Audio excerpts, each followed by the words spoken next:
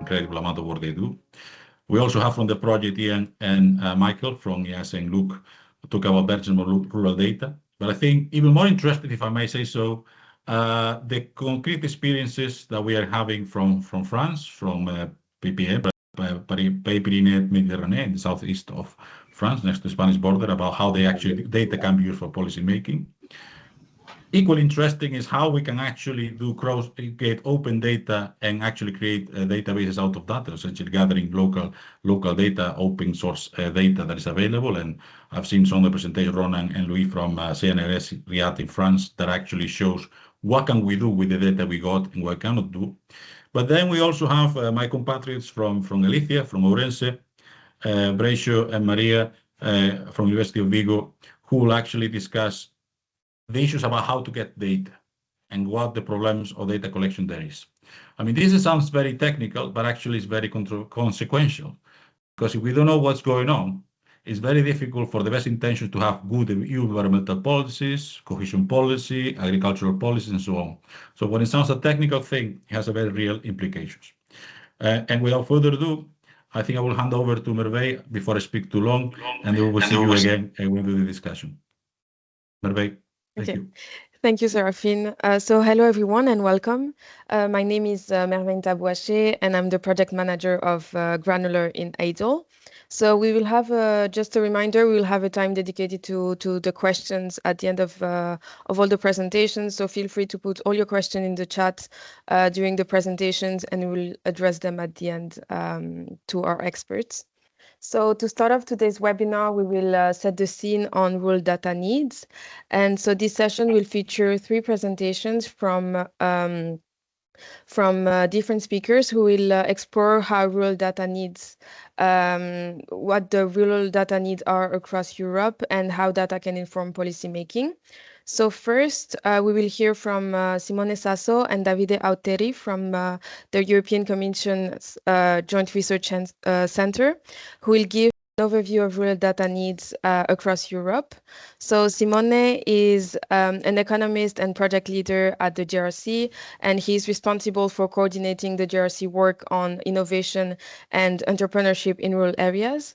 And Davide is the policy analyst in the territorial development unit of the GRC, and he's in charge of the development of many different platforms, such as the Urban Data Platform, the Rural Observatory, and the EU Tourism Dashboard. Please, the floor is yours. Thank you very much, Merve. Thank you very much, Serafine. A real pleasure being here. Please let me know if the presentation works for you. Can you see it correctly? Yes. Perfect. It works. Okay, perfect. Well, thanks for the introduction. Indeed, my name is Simone Sasso. I work at the European Commission Joint Research Center. Together with me today, there is my colleague Davide.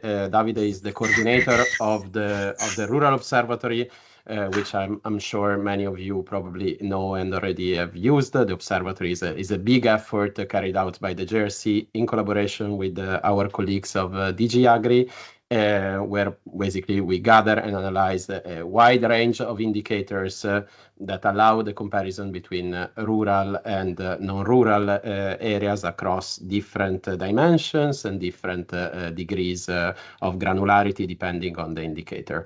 I am coordinating the GRC work on innovation and entrepreneurship in rural areas. This is a new area of work where we are developing new studies, new indicators, new experimental indicators. So today, first, I will start by sharing some insights coming from our analysis on innovation and entrepreneurship, in particular on the startup distribution across European territories. And then I will, if I have time, give a preview, a sneak peek on some analysis that we are working on and which will be developed over the next year. And after that, I will hand it over to Davide, who will also give an overview of the Rural Observatory and also share some updates and studies that are in pipeline. Just very quickly, because I'm pretty sure that many of you are familiar with this. A couple of words of why it is relevant to talk about innovation and entrepreneurship in rural areas, because rural areas in Europe make up most of the European territory. If we look at degree of urbanization, we are talking about 76% of the territory, over a quarter of the population. Because in recent year we have been observing worrying trends in terms of demography, so meaning depopulation, aging population, which have threatened the resilience of this territory, which has generated what also economic geographers have called the geographies of discontent. So we see that in this territory, even after controlling for key socioeconomic factors, citizens are not satisfied with policy making, both at the European level and at the national level. So the European Commission a couple of years ago has recognized indeed the key role that innovation and entrepreneurship can play in reducing these gaps, in preventing rural areas from falling into what we call the development trap. And it did so by putting forward two strategic documents that are the long-term vision for European rural areas and the new European innovation agenda. The Startup Village Forum initiative, which is part of both these strategic documents. It is coordinated by us, by the Joint Research Center, and has two key goals. The first one, and that's why the reason we are here, is that we want to develop new data, new evidence, new indicator to understand innovation patterns and characteristics in rural areas. And the second one, of course, we are part of the Commission. We want to get this data used to develop evidence-based policies. So just to give you a very quick and broad overview of the distribution of startup activity in Europe, it is important to note here that we are not looking at all businesses, but we are specifically looking at businesses that are young, innovation-driven and ambitious, so businesses that have the ambition to scale, to grow. On this map, each dot represents a startup. So when we look at absolute numbers, it is clear that larger countries such as Germany, France, etc., host most startups. However, we also see that smaller countries such as the Netherlands outperform larger ones such as Spain or Italy in terms of innovative startups. And this highlights the different levels of entrepreneurial dynamism that exist in Europe. When we zoom in and we examine how many of these startups are located indeed in rural areas, we see that the share of rural startups varies widely, let's say, across countries. So we see, for instance, that in Luxembourg, 16% of the startups are in rural areas, in Denmark, 12%, whereas in Germany and in Italy, we are talking about 7% and 6%. In the EU overall, the average is just above 6%. However, when we go a bit more granular, when we look at NUTS3 level, we see that the picture becomes way more mixed. So, for example, in Belgium as a whole, in the country, we have just 5% of the startups that are rural. But of course, if we look at the specific NUTS3, for instance, as at the arrondissement of Dinant, we see that over 75% of the startups there are rural. And this, of course, is also due to the composition of these territories, particularly to the proportion of land and of population that is rural in each territory. So to have an idea of how likely people in rural areas are to start innovative businesses, what we did was simply to calculate this ratio or index, which is simply given by dividing the share of rural startups by the share of people living in rural areas. So to make it simple, if this ratio is 1, this means that the proportion of rural startups matches the proportion of rural population. If it is below 1, it indicates that rural startups are less common than expected, let's say, given the distribution of the population. We see that across the EU, on average, this ratio is 0.25, meaning that rural residents are starting only 25% of the innovative businesses we would expect based on their population size. We see that across country there is a huge variation. Luxembourg has the highest ratio at 0.51.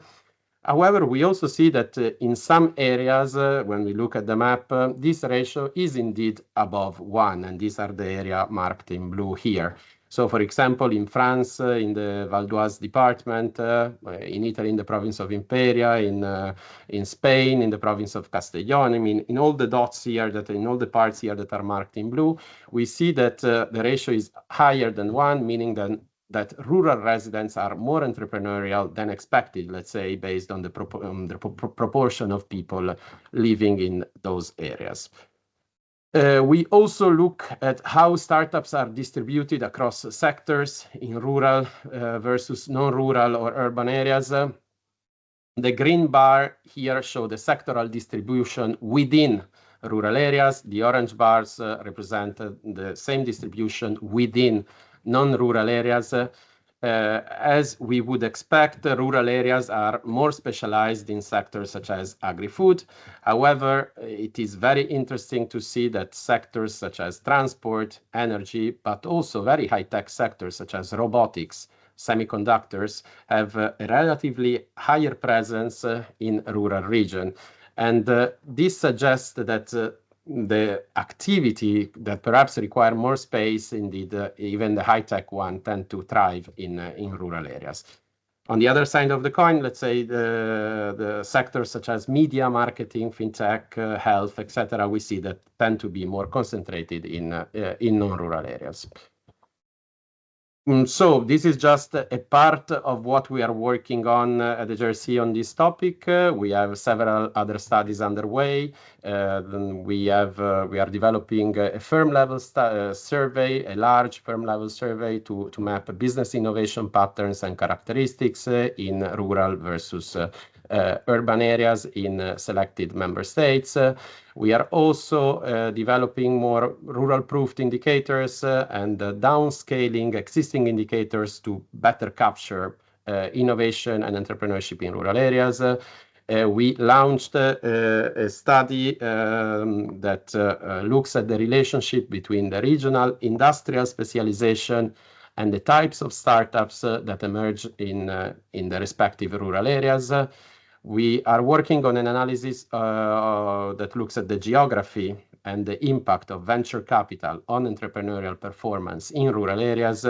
We also are currently developing a study that looks at the role of crowdfunding in rural businesses and how this complements, if there is a crowding in or a crowding out effect, with the traditional investment channels.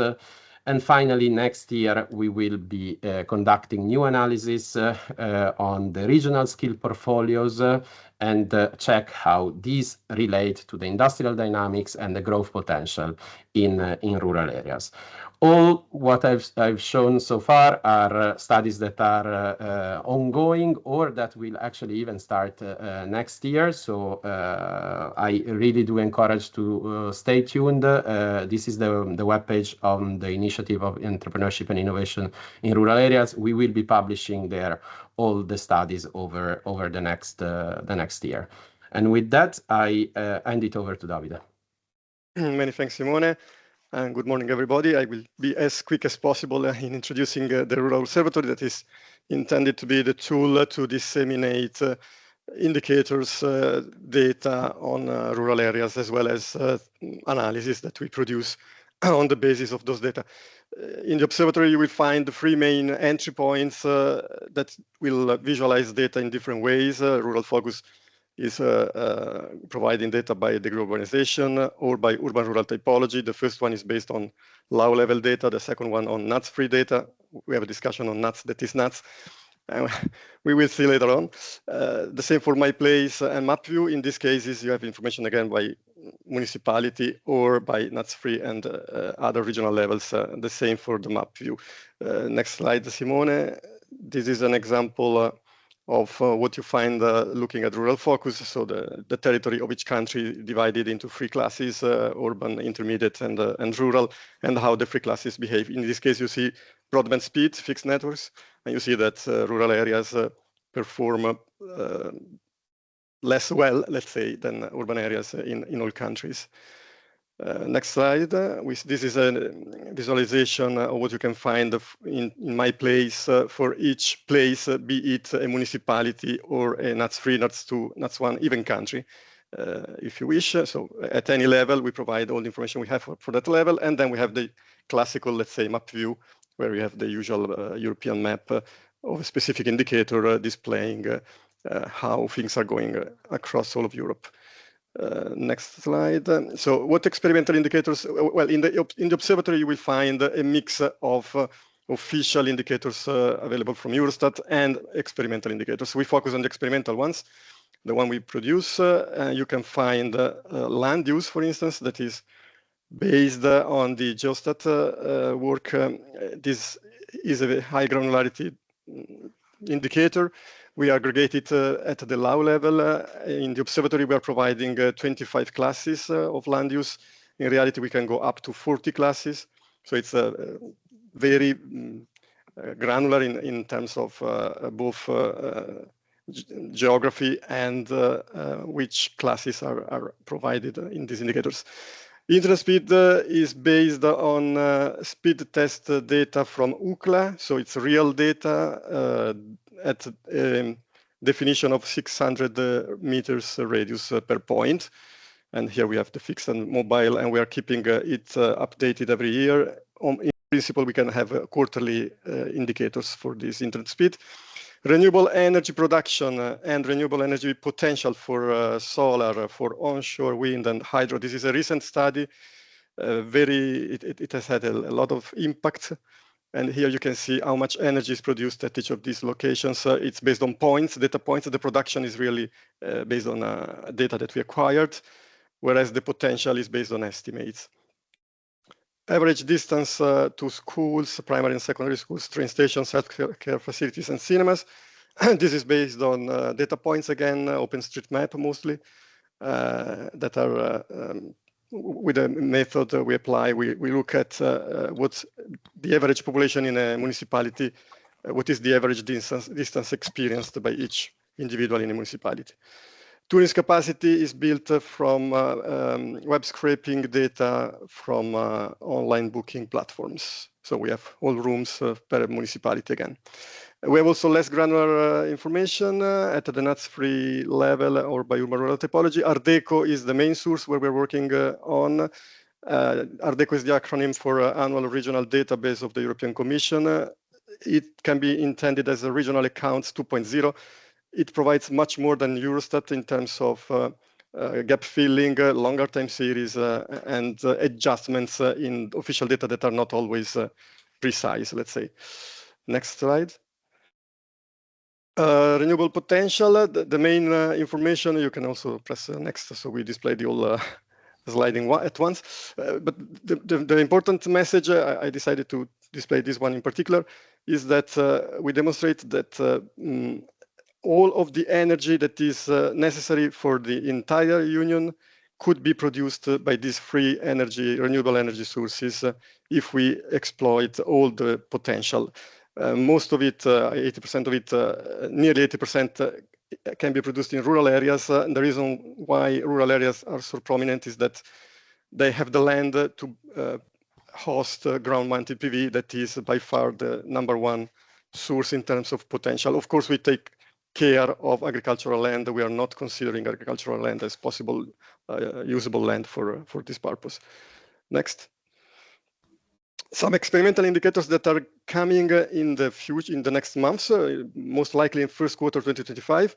We're working on energy expenditure and energy poverty in households at the level of the urbanization. So you can expect to see some of those indicators. Some are already available from Eurostat. We are combining them and making them available within the observatory so that they're found in one single place. Then next, there is another work on in the same publication on energy in buildings that is looking at energy efficiency and consumption. And we are looking at the 5 indicators you see here. The last one, challenges in energy efficiency, is a composite indicator that we are building upon the other 5 indicators you see here. And the preliminary result of this composite indicator is visible in this slide. There will be a publication detailing how we get there, and of course providing much more information that is coming in the next couple of months. Next slide. Another work we are carrying on at the moment is related to trust in different levels of government, again by deglobalization. And we look at trust in the EU, in national government and regional and local authorities. Again, we'll see the results in a few months. Another major work is related to projections in the future. This is done at the NUTS-3 level and by urban-rural typology. We are working on a model that is called DALY, Demography, Economy, Land Use Interaction. We will try to estimate the evolution of population change, net migration, natural change, and economy until 2040. And the main results that you will find in the paper are summarized in the slide. Negative decline in natural change everywhere and positive net migration in all typologies. But population increases only in urban regions due to net migration in working age for the working age population. Population aging everywhere and declining population in working age everywhere again, but faster in rural areas. These are the main messages. And last, in Ardeco, we are working specifically on population by age groups at the moment. You can find many variables and indicators in Ardeco, but this is the current focus. We're working on demography to ensure that we can have 5 years age classes in a long time series as precise as possible, so that this can also help improving our projections done with DALY. So Ardeco is the hook, let's say, also to downscale or to project in the future. That's why this NUTS level is so important. We have a lot of data at the NUTS-3 level. It's easier to provide urban-rural typology information. And if this information is very solid, it can be used to downscale to more local level the information we have at the NUTS-3 level, or use it as a proxy to check for data quality of the data points we have at the local level. That's all from my side. Thank you very much, David and Simone, for this really interesting overview. So we'll have a chance to discuss if you have any questions at the end of all the presentations. So next, we will welcome Ian McCallum from the International Institute for Applied Systems Analysis and Michael Kuhl from the Natural Resources Institute Finland, who will share some benchmark of rural data, including some main issues and results. So Ian leads the Novel Data Ecosystems for Sustainability Research Group at IASA, and they use citizen science, data science, and Earth observations to support progress on the UN Sustainable Development Goals. And Michael is the senior scientist at Luke and an associate professor at the University of Helsinki, and he's specialized in multi-level and territorial governance, rural development, and participatory decision-making. Please, the floor is yours. Very much, Megan and Serafin, and good morning, everybody, and welcome. And yes, so my colleague Michael Kuhl from Luke and myself, we were just going to take you very briefly through a quick tour of some of the work that we've been doing in the Granular project on data, in particular for rural areas. And this is a lot of work going on across the project from many different partners. So just diving in here quickly, we began back at the start of the project doing an initial screening of rural data sources, and that's available online in a publication on the Granular webpage. Just to give you a quick idea of our objective here, our focus within the project is really to look at how to generate and assess new data in particular to better showcase the diversity of rural areas. And within the project, in addition, and you can see more on the website, we've been developing this rural diversity compass, which links very, very closely to the European Commission Rural Vision. This is just giving you a bit more nuanced sort of look at rural diversity in particular, but having sort of 4 main themes: productive, recreational, environmental, and residential. And I'll be just using that a little bit to kind of frame the kind of data that we've been looking at. Just a very quick overview of what we're working on at the moment. In parallel, this is we're performing sort of a more systematic review now of rural sustainability data. This is just one slice of that, but just to give you a look on the top bar plot here, just to see some of the data classes that we're exploring within the literature. Administrative data, so more of the traditional census statistical data, but then we're also really looking more closely into various types of big data, Earth observation data, sensors, low-cost sensors, and data collected through social media. Tend to see that the majority of the studies working with this data tend to be sort of at the national, some local exploration as well. Time-wise, the timeliness of a lot of this data still is annual, and this is something we're also trying to address within the Granular project to get down to perhaps more monthly or even below that in terms of temporal frequency. And on the right-hand side, just giving you a rough idea of one sort of slice of all of this data, and what you're seeing here over time is in particular the increase in big data and social media data becoming more prominent across the various data classes. And so now I'll just give you a quick look at across these 4 themes. From the rural diversity compass, the productive theme, the first one, and this was very interested to see the previous presentation from the JRC. So in particular around this productive work, we're looking at labor, employment, technological innovation, economic performance. So we're relying here, of course, on much of this more traditional types of data. So the various types of national statistics, national chambers of commerce data, which can be accessed in various countries. But we're also relying quite heavily in the project on OpenStreetMaps, really trying to make as much use as possible of this global and in this case EU-wide open data set. Still considering traditional forms of surveys and so forth, but really trying to build a lot of our work on using as much as possible open data and making the link then between the more traditional and data sets and something like this OpenStreetMaps, which is more this collaborative open source solution.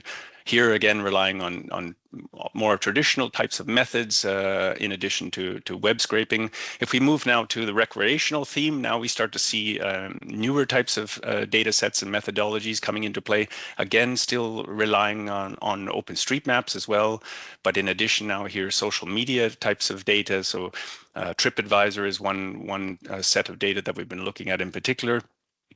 Similar to the Joint Research Center, the Booking.com, Airbnb, these types of platforms as well for tourism-related data.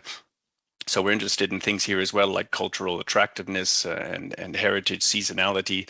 In addition, we've been using Facebook data, Instagram, also exploring the Lucas data set, because there's now with all this sort of new development around computer vision, there's a lot of potential here as well. So methods here again, web scraping, but also various types of vision language models as well. And also we just now have an agreement with Strava, so we're getting access to their recreational movement data across Europe. So also another very interesting data set to explore. And then the third theme is environmental. Here, thinking about related to issues around natural capital, climate change effects, renewable energies. So here now you start to see the emphasis on satellite data. So obviously from the Copernicus program, land use, land cover being very important, but also ecosystems, biodiversity, and so forth. So we're and the methods then also change now a little bit to adapt to the data. So here now AI methods, machine learning, deep learning coming in, and a variety of these different large language models and vision language models. So a lot of potential here to kind of mix these different data sets together to gain new insight. And finally, the fourth pillar here is the residential pillar. Here we're thinking about issues around housing, commuting, well-being, and so forth. And in particular here, we have quite a strong emphasis within the project on both mobility and accessibility. again, making use here around accessibility of OpenStreetMaps, and you'll hear a much more in-depth presentation on that shortly. Also making use of the Facebook data. They have a Data for Good program. So we've been looking into various aspects of mobility across the living labs within the project. Also exploring rural attractiveness. So we've been developing several new data sets on that here, and also housing prices. So and here again, web scraping is coming into play. So I think with that gives you a very quick overview of some of the themes and data sets that we're exploring, and I'll hand it over to Michael. Thank you. Yes, thank you very much, Ian. Good afternoon from a snowy and cold Finland. I was in charge of this deliverable that you see here, but at the same time, I'm also now applying all this wonderful work that is evolving afterwards as the co-facilitator of a replication lab in Finland. And yes, so I would like to go show you a little bit some of this of the content of this deliverable, some of the sections, and what I would consider as kind of inspirational elements. And this is for the first. This is.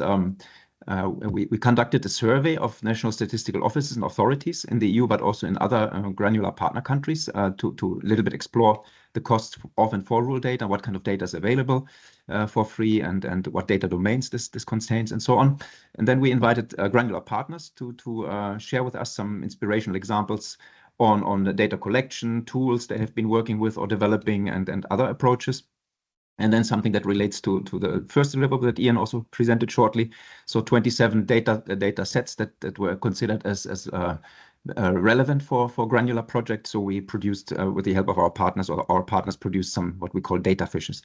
Yes, and you can find the deliverable on the granular pages, and I put also a link here. So we can maybe move on to the next slide. And there, please don't try even to attempt to read all this, but I just wanted to tell you a little bit what is the results, or what you can expect if you go to the deliverable. And this is from the appendix, so the kind of a short summary of the survey results. So and what we did, we asked the statistical offices to share with us what is the main database where we can find rural development relevant data, shortly describe what this is, and also provide us with a link. And then, interestingly, also, we wanted to hear what kind of data domains are openly available, and there we found very kind of differences between the different EU countries and other countries, also like ranging from Finland on the bottom, for instance, like almost all domains except from health, I think, health data, and other countries just have a very selected amount of data domains openly available.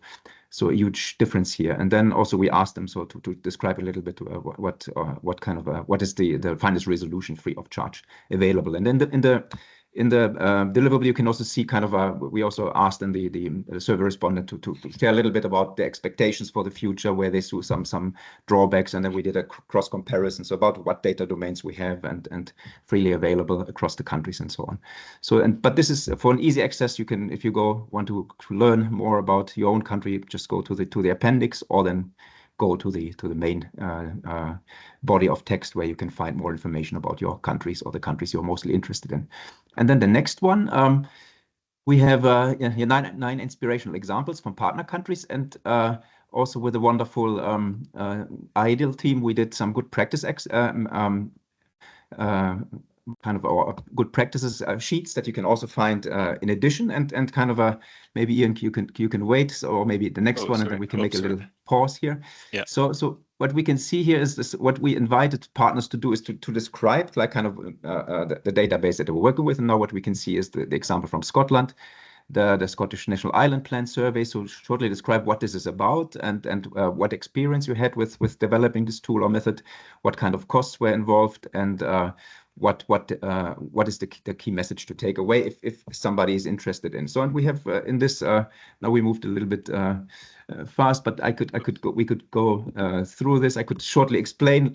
Still, I mean, maybe you can click through, Ian, this further. Yeah. But what we find is, like from Finland, we have an example of an indicator to follow subjective well-being development during the CAP programming period. So, using the large subjective well-being data set is available for CAP policy evaluation. Then we had the rural barometer from Finland, which provides a statistical representative sample of the Finnish people's view on the state and future of rural areas.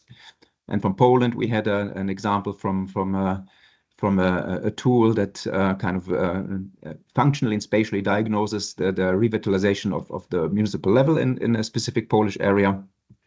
From France, we had a very interesting contribution from Luis, who's also here, about kind of a in their department of Pyreneo Oriental, like how mobility and road traffic is monitored at local scale, and what kind of how this can be used for designing road projects and take adaptive measures for traffic. And from Spain, we had an example of telecare for the elderly, and then we also had examples from the local level, but then also from national level, but then also move beyond. So from the Nordic countries, from the Nordregio team, an interesting contribution about the Nordic Service Mapper, kind of an online web mapping tool that visualizes proximity to different services across the Nordic region, which is quite interesting. And then from the EU level, we had something on the monitoring and land use data, the cross-modality framework, and then finally we had also an example of the global level, the GeoWiki Earth observation,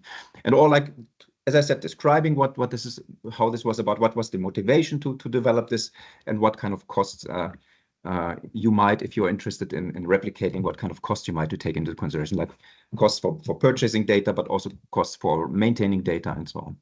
Yes, so this was the 9 inspiration examples, and you can find them also taken out of this. Then I mentioned the data fishes, and Ian already talked about Strava, for instance, but this is kind of, no, as I said, this was 2023, so we moved beyond that way, but we wanted to kind of give an access to interested people. So what kind of different data types we are working with in the Granular project, and what kind of costs there might be involved if you're interested in working with this.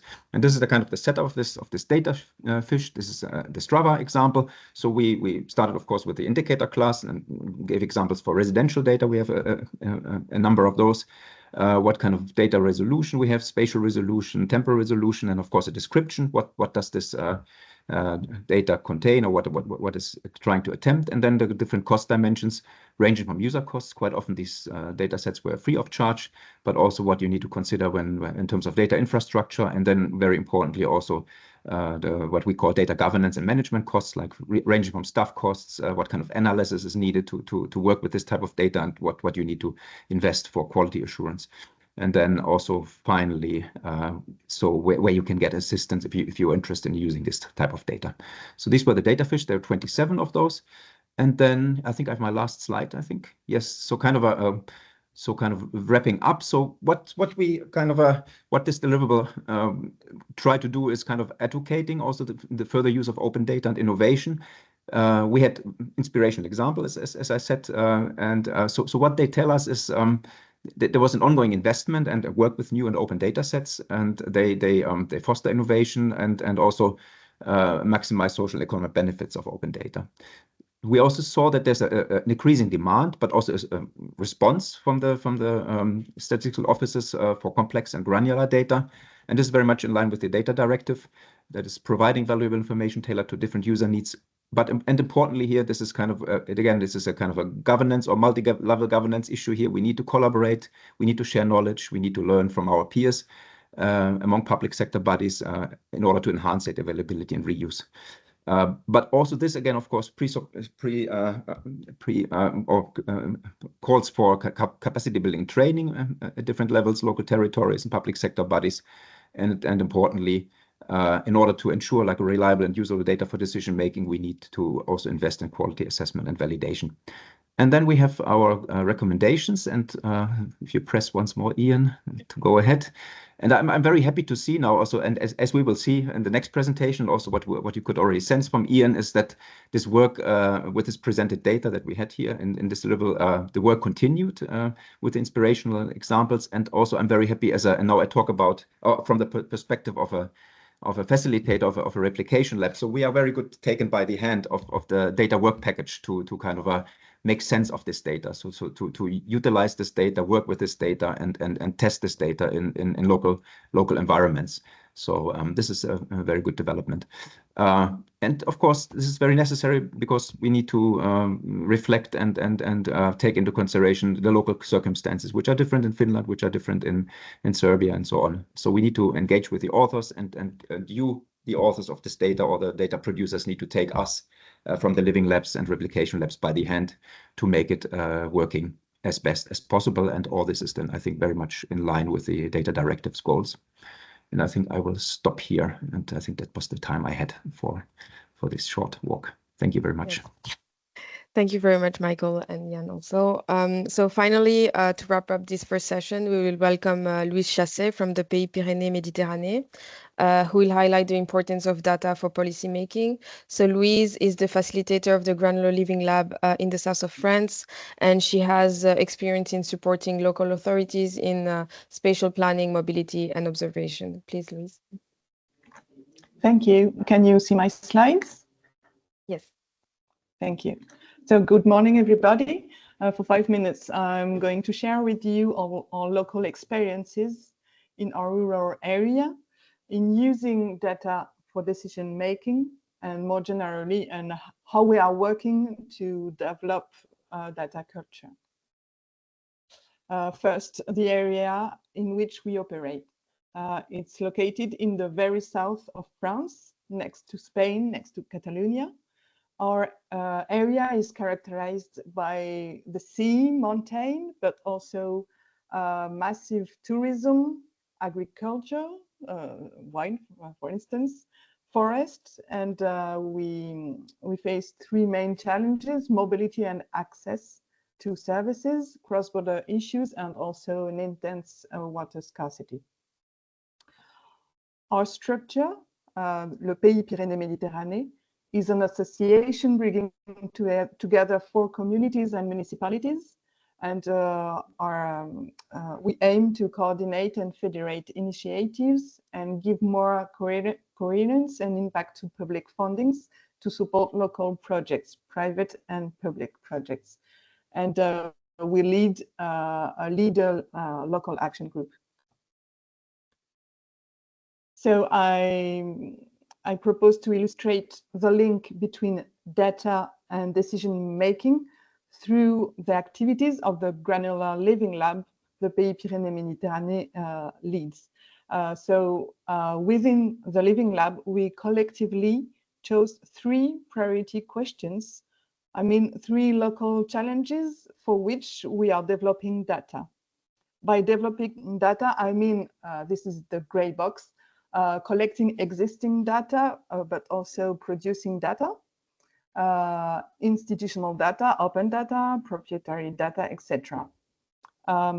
So the 3 questions we chose, first in yellow, we wanted to know more about mobility. I mean, how and why people move around.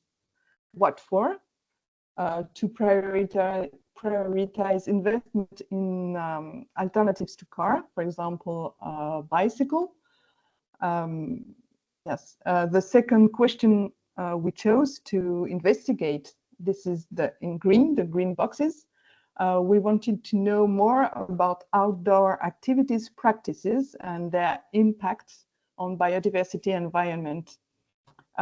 What for? To adjust the organization of activities and to manage biodiversity hotspots.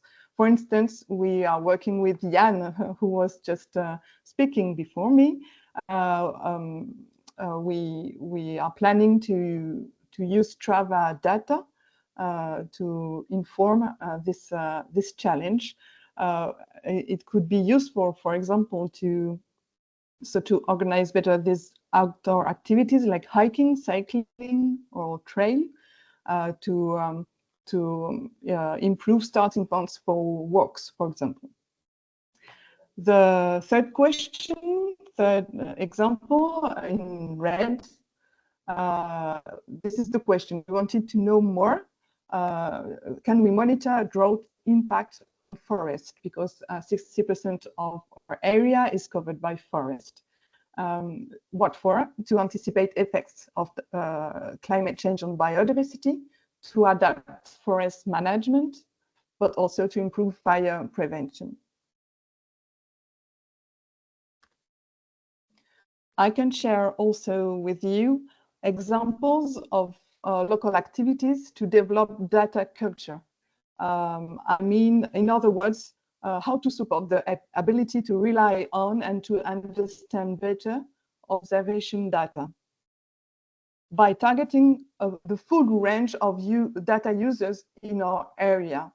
For instance, targeting municipalities, communities, institutions, I mean, employees, experts from municipalities.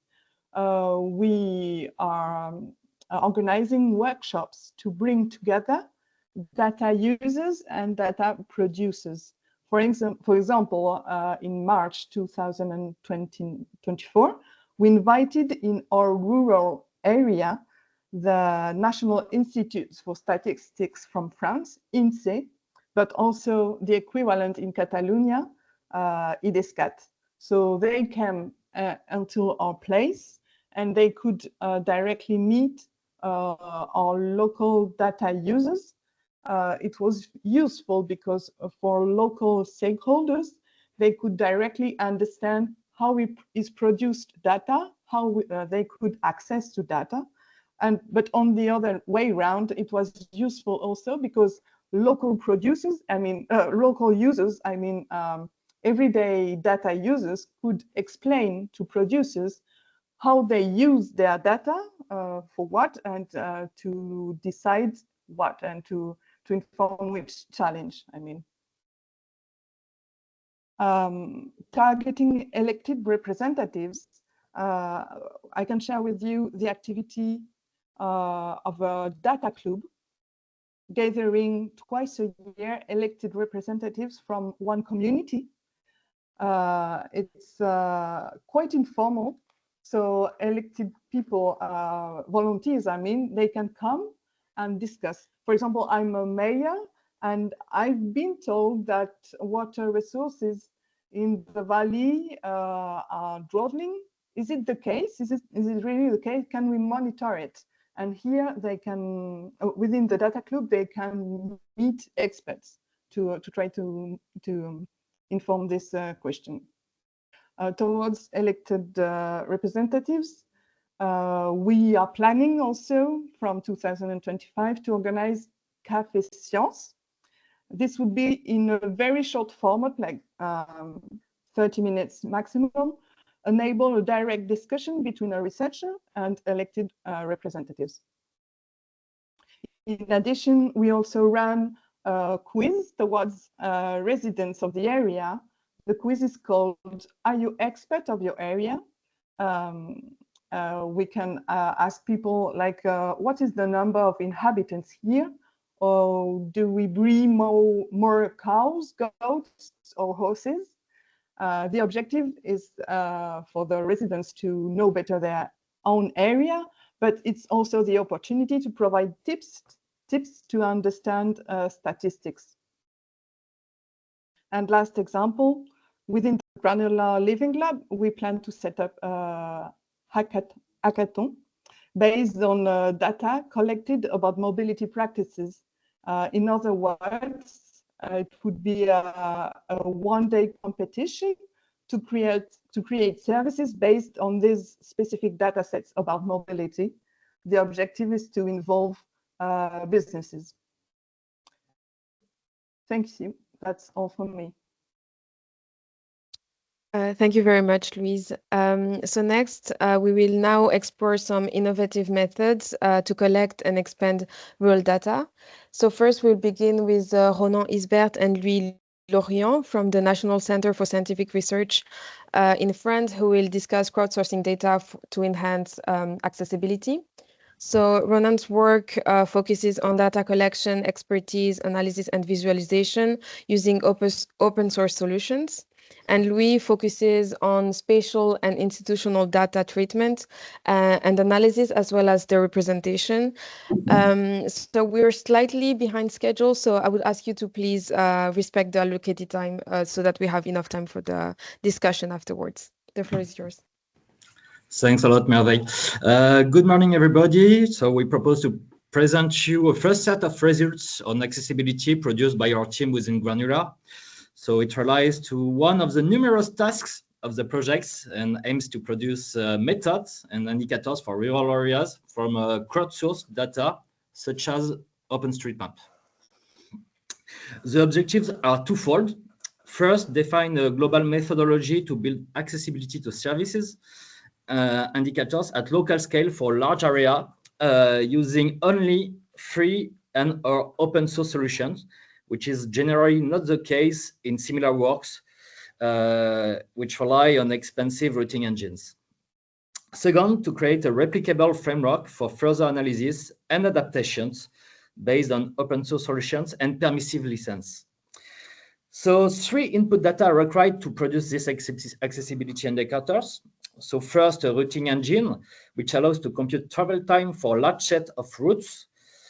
For this, we use the car profile of OSRM, an open source and free routing engine based on the OpenStreetMap network.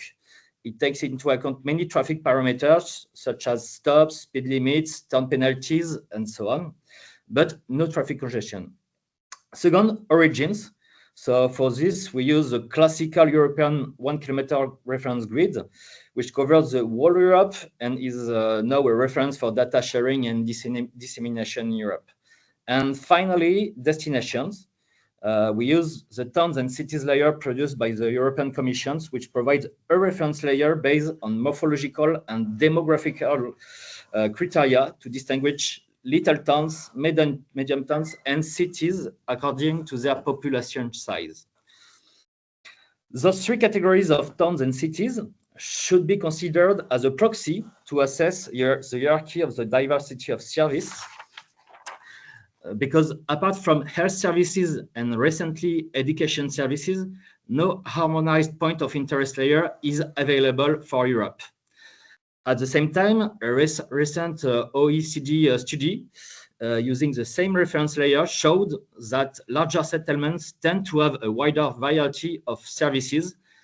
So on 25 OECD countries, they looked at the number of pharmacies, schools, banks, hospitals, and universities in each type of urban object. The bottom left graph on the slide here shows that on average, towns have at least 3 categories of services, while small cities have more than 4 categories. We analyze the situation for France for a wider range of services, hierarchically ordered across several domains. So the table on the right shows that all small towns have at least 1 bakery in France, so very important for the French. But 65% have a furniture or an electronic store, while it is 92% for medium towns. For rare services, like for instance fish shops, 58% of medium towns are occupied, while it is 100% for cities. Similar trends can be observed for other types of services. So it validates consequently the choice of this reference layer to indirectly address access to service. By having origins, destination, and an operational routing engine, it is then possible to produce a wide range of accessibility indicators. So we are focused on 33 indicators separated in 2 families. So on the left, travel time indicators to the first, second, and third towns or city, and opportunities for the population, meaning the number of towns or urban populations that can be reached in several time thresholds. All this information has been produced at the 1 kilometer grid resolution and has been afterwards aggregated in the NUTS 2 and NUTS 3 division.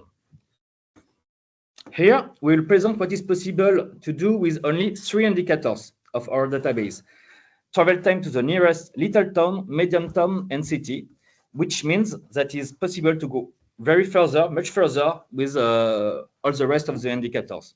So I will let Luis present the results. We produce all the code necessary to produce the following results. Thank you, Ronan. So I will now present you some graphical outputs of the indicators that Ronan presented you.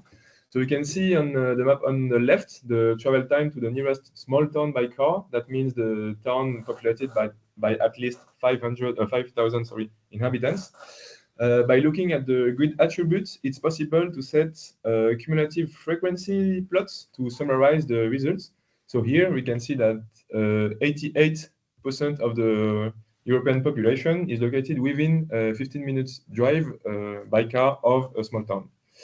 Keeping the same time threshold, but moving to the medium town, that means at least 10,000 inhabitants, this number drops to 77%. And for cities, 57%. So you can notice on the three curves that around 40% of the European population live in urban area. Just a quick methodological aspect, for optimization reasons, we limited the travel time calculation to a 100-kilometer buffer around each city and town. So that represents around 90 minutes travel time, depending on the road network. That means that especially for cities located in sparsely populated areas like Scandinavia, some grid cells are outside these ranges and travel time are not calculated for them. But in a European context, this can be considered as residuals since 98.3% of the population is covered by our travel time. But we have to, this methodological framework can be improved. It's also possible to combine these results with grid cell characteristics, such as belonging to the Daguerre classification. So looking at rural grid cells covering around 30% of European populations, we find that 60% of the rural population is located within a 15 minutes drive of a small town. And finally, and especially for this presentation, we have replicated these analyses at the living lab and replication labs levels interested in these accessibility indicators. So the Pays Pyrénées-Méditerranée on the left and the Upper Norrland in Sweden. So you can see on these first maps the location of the small towns. So as a reminder, more than 5,000 inhabitants and the travel time to get there. So the white squares are the grid cells located at less than 15 minutes driving. Then to the medium towns. So by modifying the population threshold, we can already observe the loss of accessibility to certain services in some areas. And finally to the cities. So it's interesting to see in this case study the location and number of cities. So Perpignan and Girona for Pays Pyrénées-Méditerranée and Umeå for Upper Norrland, which means that if the question of choice is important, what service do I want to reach? The travel time to the second nearest city would present significantly different configurations for these two living labs. Looking at the summary plots for this indicator, it appears that 34% of the population in the French living lab is located at less than 15 minutes by car of a city, so Perpignan, while this number reached 52% in Upper Norrland, so showing the concentration of population around Umeå, although the area is wider. And in comparison, this number reached 57% at the European scale. So it reflects specific challenges of accessibility to high-level services for the population of this region. Thanks to the code-based approach, it has been easily possible to replicate these analyses to other living and replication labs interested in accessibility indicators. So we did it for Finland, Netherlands, Greece, and Lithuania living and replication labs. And as you can see, different densities of urban fabrics at different scales. I will now give the floor back to my colleague Ronan about data and results dissemination. So the entire methodological framework is publicly available on the Zenoto repository. You have here the URL. So in the roots of the archive, a README first document is available describing all the indicators produced and the overall methodology. It also provides access to a collection of notebooks combining hair code and explanation, allowing the update or adaptation of this methodological framework to other areas or geographical objects of interest. So it only requires technical skills in a programming language, but we also plan to easily render these indicators via a dedicated visualization tool currently under construction. For the continuation of the project, we plan to adapt this framework to more refined origins. So thanks to the last European update, the population under 15 has origins. And to a more specific service, so education service. This will be done on a set of case studies depending on data availability for education services. And for this, we will explore how to combine several routing profiles, car and bike, which is also possible with OSRM. And that's all for us. Thanks a lot.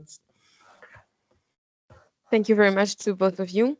So for our last presentation, Breakshaw Martins and Maria Isabel Doval from the University of Vigo will introduce some data collection methods used in the Granular Living Lab. So Breakshaw is a researcher in human geography at the University of Vigo, and his work focuses on social, cultural, and economic analysis of territories. And Maria is associate professor at the University of Vigo as well, and her research focuses on educational and social inclusion through local and participatory processes. Please, the floor is yours. Hi, thank you so much for inviting us. I will speak a little bit about our living lab, our territory, and then I will share with you some methodologies that we use. First of all, say that we live in a very rural territory in the northwest of Iberian Peninsula. So it's very important to understand the reality of our territory, to know what kind of methodologies we have to do to achieve these indicators. It's important to remark what Serafin said. For us, the general indicators of European level or national and even regional levels don't have too much sense because they don't have this level of granularity that we need. So we have to use the information and other kind of sources of information to create indicators and then maps and some this kind of elements to try to understand the territory and then give this information to the policymakers to create new plans and something like this. Okay. We have three topics in our living labs. In our living lab, we have hyper longevity. That is the people that live even more than 100 years. But we are analyzing even people that are living more than 100 years. And we have the other relation with fires and e-governments, but we are center of the topics in population and in aging issues, working with Terry and then with our team in the living lab, our core group in the living lab. I will explain concretely now. We did mainly mixed methods. It's like qualitative and quantitative methods, even sometimes some a little bit innovative because we join the same methodology, the two methods. First of all, what we did, we did an analysis working with a member of our living lab, that is this actor. This is an actor that did a lot of interviews that are not published now. And we are working with them to analyze scientifically these interviews that was made to people that have more than 100 years, or at least is very old. And where we transcribe the information and we create a ranking of words, and we did a process to create a ranking of more used words in the debates and in the interviews. And now we analyze this ranking and other issues to know what is important for these people and what is the more important issues in the life of these old people. This is very useful because you can downscaling the research for local areas or for even for bigger areas. Is like very useful in our territory. Then we have a word cloud with the more useful, the more important things for these people.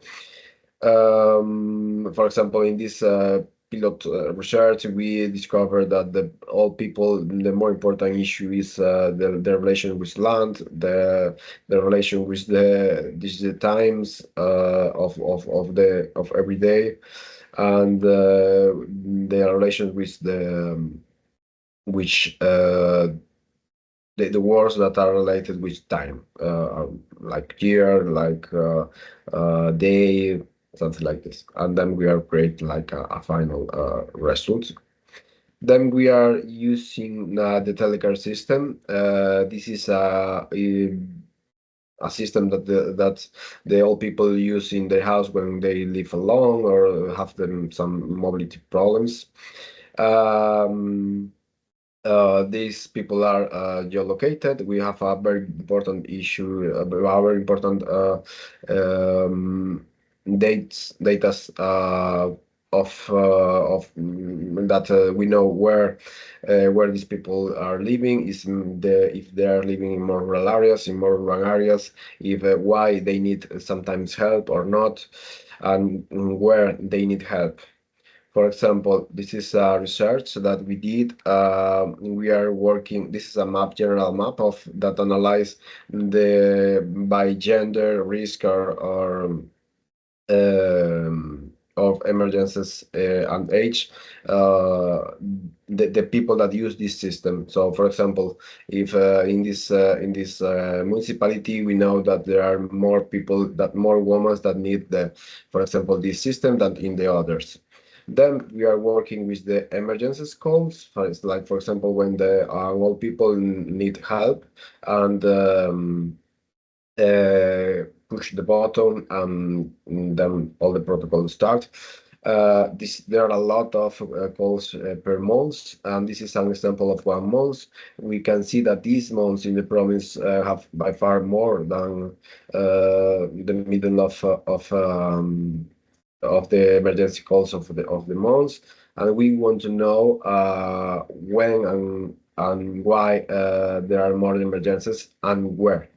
Then we are working to compare these emergencies in the time of the year and in months with some environmental indicators like raining, like temperature, and see if there are some relations between them and between some socioeconomic indicators. And then we are creating an emergency risk per municipality. We have to improve this system, but this is an example that we have. For example, in this municipality, we know that there are more than 3 times more emergencies called than the middle of the province. And we want to know why there are more risks and there are more emergencies in some municipalities and in some rural areas and in other not. This is we want to create indicators to share with the administration and them try to do political issues on the political interventions in the more in the municipalities that need more this political or these protocols. And then we are using other process to achieve indicators, that is a participatory process. We did this with our Living Lab. For example, this is a dynamic, a participatory dynamic, where we ask for the people some questions about our theories, about our work, about some issues that we want to know. And then this is like very participatory with a pen and a paper and something like this. And with this is an example. And then our idea is to transform this in a quantitative information with graphics and so on. We are working in this. We have some stake that we have to improve in the next opportunity, but we believe that could be a very important methodology, because we can really replicate. This can be replicated in all kind of territories and have a lot of potential to downscaling the research. And this is all. Thank you so much. Thank you, Brescio, and thank you to all the speakers for all your interesting presentations. So now it's time for our questions and answers. So you can share your questions in the chat or raise the raise hand button. I will give the floor to Serafine, who will be facilitating the discussion. Thank you. Thank you, Hervé. Thank you for colleagues. I mean, there was a bit of it's quite of a trick to do in an hour, so I'm glad that we arrived there. You got like very high level or very technical, so to speak, presentations, but also more, to work on the name of the project, more granular, more based on the actual experience or lack of experience in some cases. I've seen some questions already in the chat, and I actually see some questions already being answered, like whether the data for JRC are outside EU, and it's been replied there, as well as some exchanges between Ian and Simone about entrepreneurship and startups. I've seen also some questions about, just trying to make sure that I see some even questions from some people actually presented some particular cases in Spain. But before we look at that and others, and other questions are here, does anybody like to actually, from have not spoken yet or not contributed yet, like to raise a hand and make a question to any of the speakers? They are here for that. So please feel free. I try to see if everybody in the screen. Because there are quite many of us. Okay. Well, okay. Let's perhaps give the floor to Adrián Tuñón Fresno, which is actually talking about a database on access to basic services that is being developed in Spain. Maybe if you want, Adrián, you might like to take the floor. Okay. Good morning. Go ahead. Thank you. Thank you for the presentation. It was very interesting. I brought in the chat, like in Spain, we like a group of stakeholders, universities and also private. We are a private company doing social policies, and we developed a tool. It's called Spandam. Now it's like we just finished it. We have this trial version that you can use, and also like we have this problem of not problem, but like this challenge to have data for all the municipalities in Spain. So, and also we have the lack of evaluation of the impact of policies when we were developing the tool. But finally, we have this comprehensive tools having on different dimensions. And my question is but because now we just have this tool, but now we have to translate this tool to the policymakers to use it.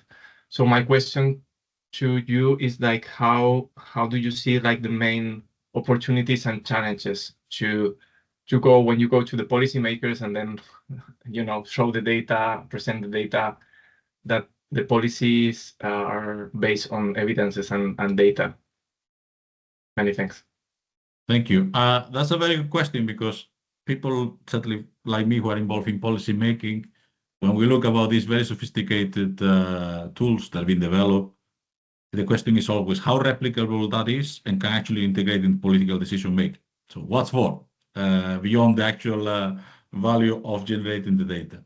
I think it's a question that actually concerns many of the people who spoke, from colleagues from GRC, of course, but also others like colleagues from the project Luki. Louis precisely had that particular question from Pay Mediterranean. So any of you like to provide a maybe constructive thing about how we actually can use this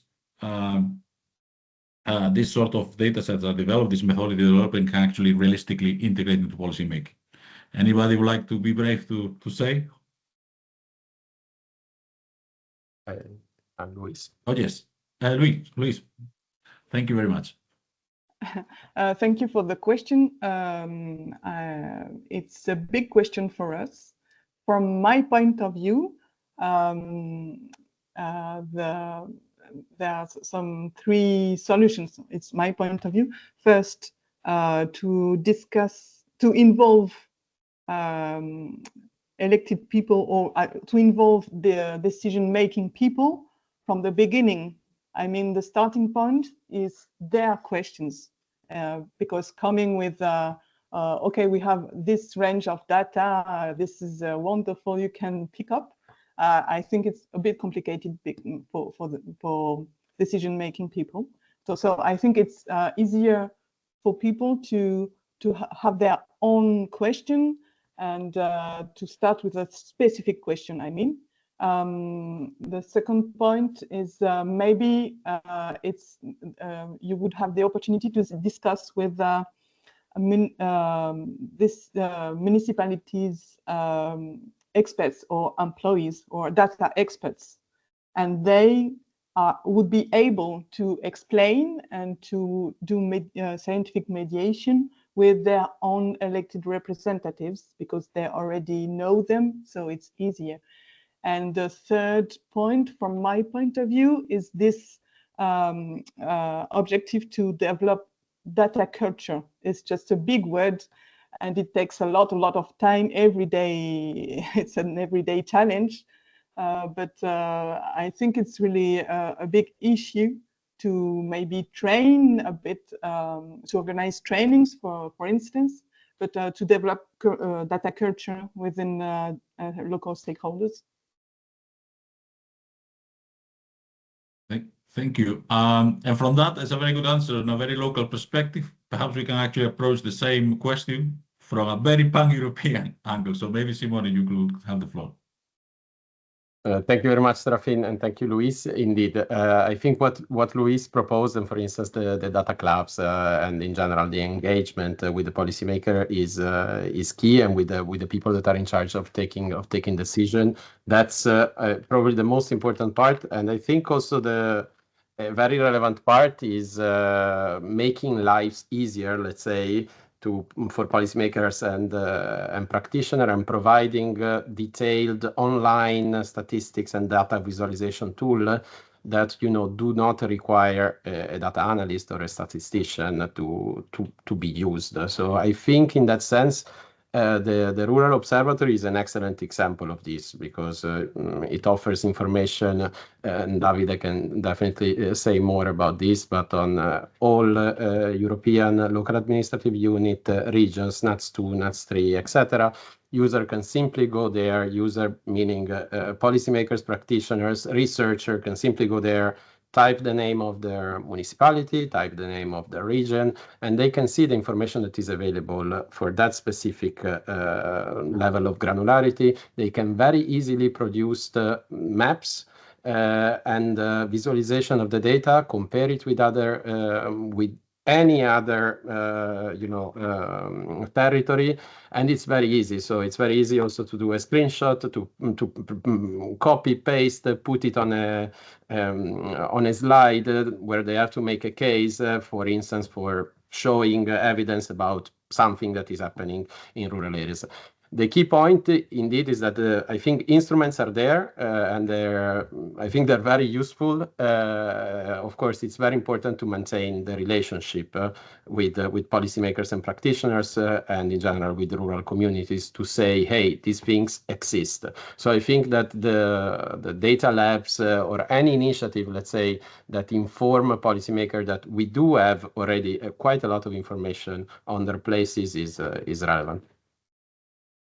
Thank you. And also to complement that, from this project itself, both Granular and also other projects like sister project Rustic are developing methodologies for rural proofing, essentially to try to get that level of data that is available and actually trying to find a proper interface with the policy-making process. And precisely what Luis mentioned, the participatory element. This is not just a technocratic thing, it's something you need to actually get evidence from the flesh, from the ground, from actually people, real people providing an assessment. Sometimes the good questions or wrong answers, but that's useful information for policy making. So that's what we are working on at the moment, and hopefully we're going to do an event on that very soon on rural proofing.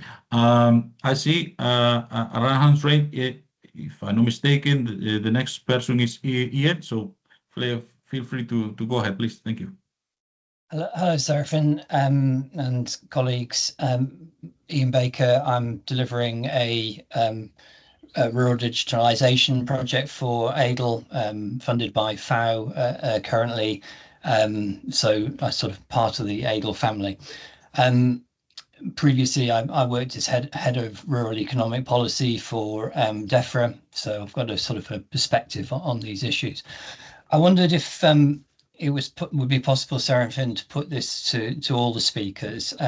As somebody who's worked in a sort of policy making environment, I'm not just interested in the really interesting stuff that people are putting forward today about the nuts and bolts about how the data collection process is working, but I'm equally interested, if not more interested, in what is consequential.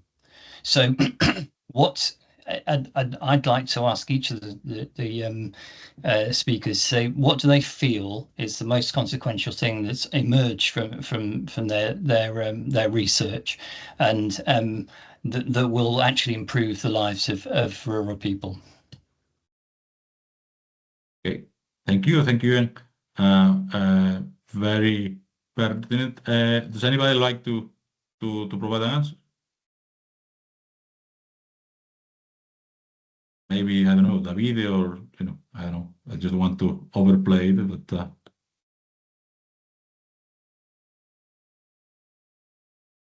well, I would also like to. Oh, yes, sorry. Yeah, go ahead, please. Yeah, thanks.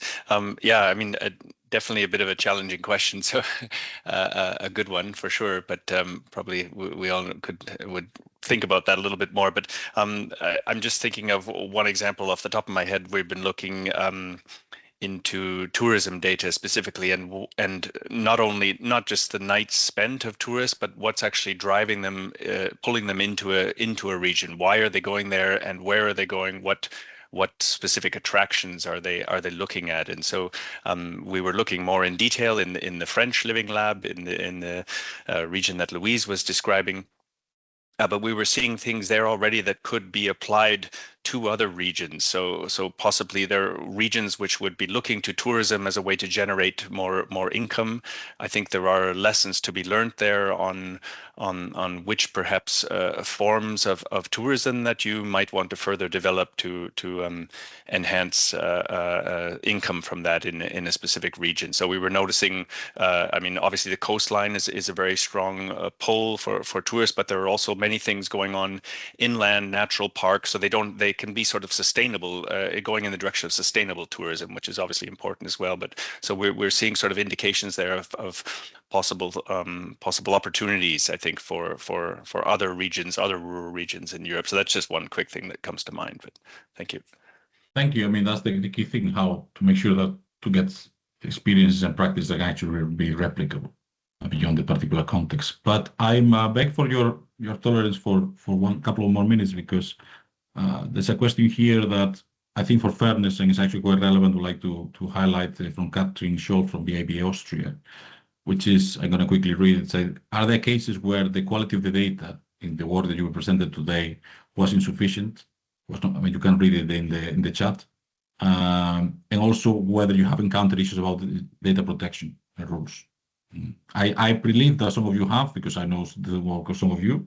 But anybody would like to provide an example of whether the quality of data or data protection has been an issue? I think will be useful for colleagues. Anyone?